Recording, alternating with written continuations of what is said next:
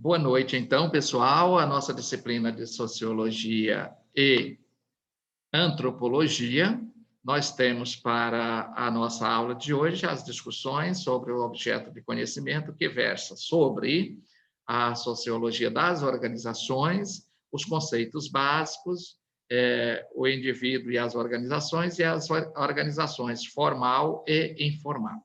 Então, nós temos uma aula bem com vários significados, né? E assim um conteúdo bem compactado no sentido daquilo que nós precisamos compreender dentro da sociologia. E aí aqui vem aquelas discussões que nós tivemos lá na primeira aula, mas por que a gente estuda? Nós da administração estudamos a sociologia, das ciências contábeis, da engenharia, da logística, isso porque todos nós trabalhamos dentro de um contexto de organização social. Essa aula de hoje vai trabalhar bastante com essa questão dos significados básicos, o indivíduo e as organizações, falando do indivíduo, do ser humano dentro das organizações, bem como discutindo sobre as organizações, o que são organizações formais e o que são organizações informais, né? Então, temos esse contexto para discorrermos nessa nossa aula de hoje. Então, aqui, a princípio, e aqui está posto a sociologia da administração, mas que também aplica-se às ciências contábeis, à engenharia, bem como à logística, né? Que a sociologia da administração ela é também conhecida, dentro de outros contextos, como sendo a sociologia das organizações. Isso é um ramo da sociologia, né? Quando se fala em sociologia da administração, estamos falando de um ramo da sociologia. Igual nós temos em história, por exemplo, que é a minha área de formação. Nós temos a história, mas existe posteriormente, existe a história das minorias, a história da cultura, a história social, história cultural, história material, história imaterial, todos são ramos da história, né? E, no caso aqui, a sociologia da administração ela é um ramo da sociologia em si. Observe que, quando Eva Maria Lakatos, né, que inclusive ela trabalha com metodologia científica também, Eva Maria Lakatos, mas aqui ela trabalha com essa questão voltado para a sociologia. E o que ela fala? Ela diz que os autores, em geral, eles denominam também essa sociologia da administração como a sociologia da indústria, a sociologia da empresa, sociologia do trabalho e sociologia das organizações. Então, qualquer uma destas denominações que sejam utilizadas por algum autor que vocês estejam lendo ou dentro das estruturas que vocês farão parte enquanto profissionais, elas estão arroladas como sendo um ramo da sociologia. E aqui, dentro de uma visão sociológica nas organizações, significa buscar com base em uma teoria, conhecer os diversos fatores que contribuem aí para a existência de um determinado fenômeno social dentro da empresa, né? Por que existe uma estrutura organogrâmica dentro da empresa? Se tem um diretor-geral, se tem os diretores de setores, ou coordenadores de setor, ou chefes de setores, seja o nome, gerentes de setores, por que existe essa organização? Essa organização ela não existe por obra do acaso, ela existe com base justamente na sociologia da organização, ou seja, a forma de se organizar uma instituição para que, dentro dessa instituição, as atividades sejam desenvolvidas a contentos e que cumpram os objetivos e as metas para os objetivos dessa organização, bem como aí se estabelece metas a serem atingidas, né?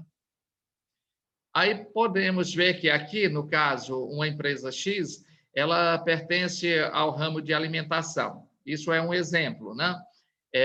Não terá menor sentido se não levar em conta a clientela com quem vai trabalhar. Caso queira produzir determinado alimento sem a devida aceitação da clientela, terá como consequência o insucesso, né? Digamos que eu vou pegar aqui o ramo das empresas de alimentação e eu vou montar um restaurante, mas esse restaurante que eu vou montar, né, ele é em uma região onde as pessoas são de baixa renda, vamos dizer aqui, né?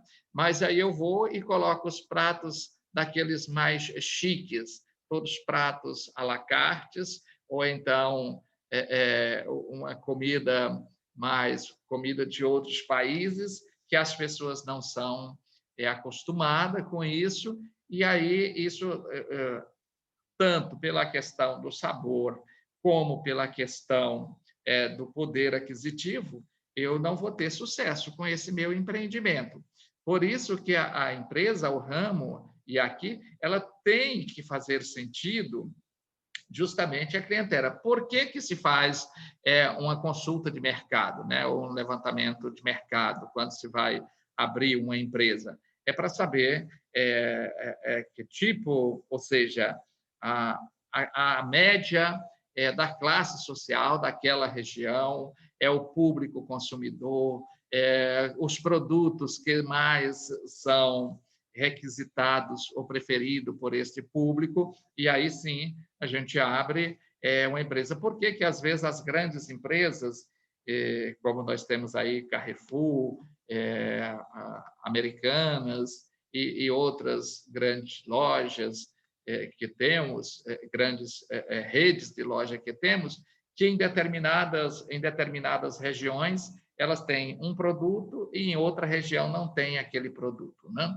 Porque eles levam em consideração justamente esta clientela para que o que eles coloquem à venda seja aqueles produtos que a clientela, de fato, vai consumir, né?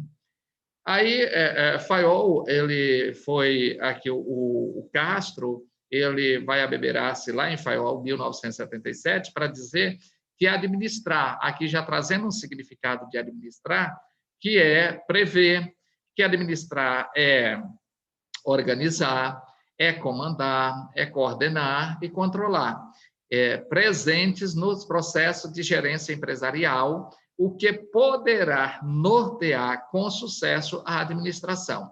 E aqui a gente fala porque os engenheiros também eles vão trabalhar com equipes de profissional e precisam ter esses conhecimentos sociológicos acerca de como se faz isso dentro de um contexto de administrar.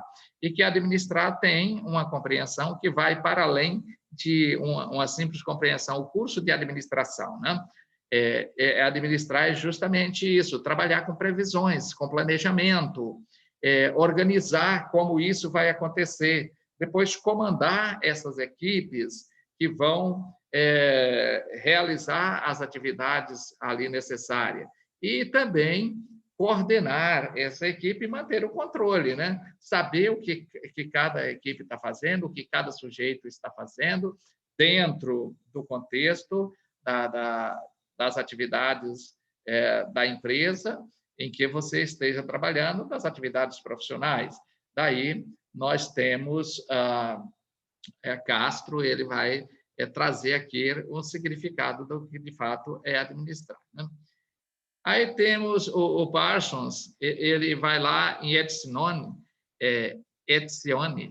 e ele diz que organização, aí ele vai trazendo aqui já um significado de organização, dizendo que essas organização é uma unidade social artificialmente criada e estruturada, né?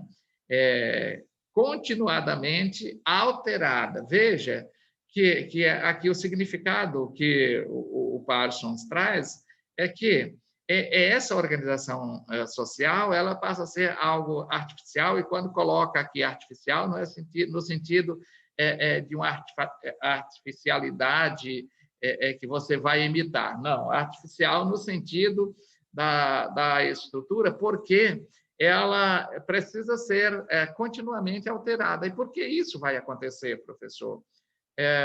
Justamente ele traz dentro desse significado, ele vai acontecer essas alterações, que é para se manter no tempo e com a função de atingir resultados específicos que satisfaçam as necessidades de clientes existentes na sociedade e também as de seus participantes. Ou seja, quando se abre uma empresa porque queremos lucro, né?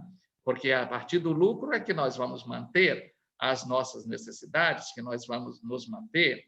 Então, para que eu tenha lucro e construa o meu patrimônio, amplie a minha empresa, ou que tenha uma boa casa, ou um carro, ou outros bens que eu almeja possuir, eles advêm dos lucros dessas empresas. E para que eu tenha esses lucros, é necessário que as necessidades dos clientes sejam satisfeitas, né?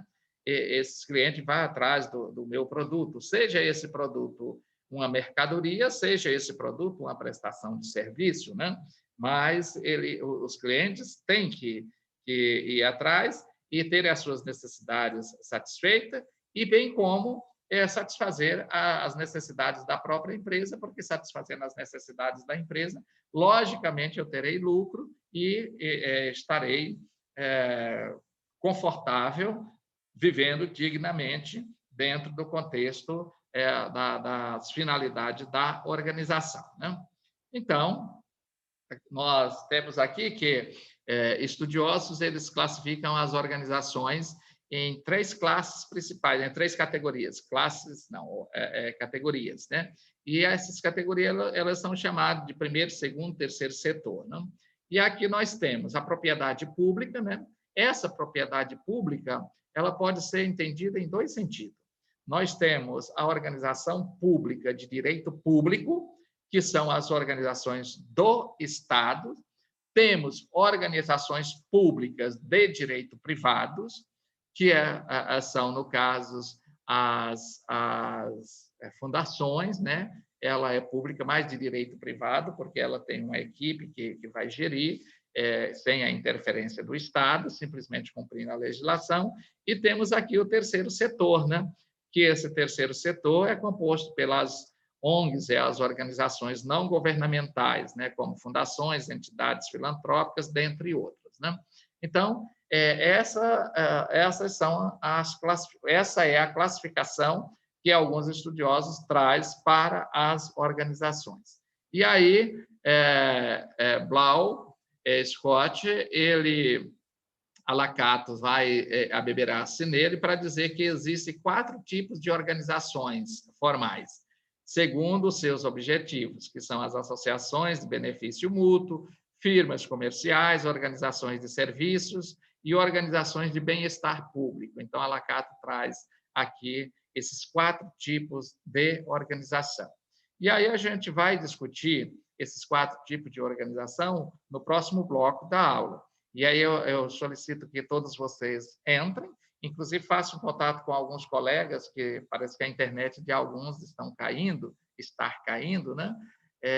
Para que eles tentem retornar, que é super interessante compreender o segundo bloco da nossa aula de hoje. Eu vou encerrar esse primeiro bloco, né, essa primeira parte da nossa aula, e continuaremos logo que for convertido aqui em vídeo, tá bom? Até já, pessoal.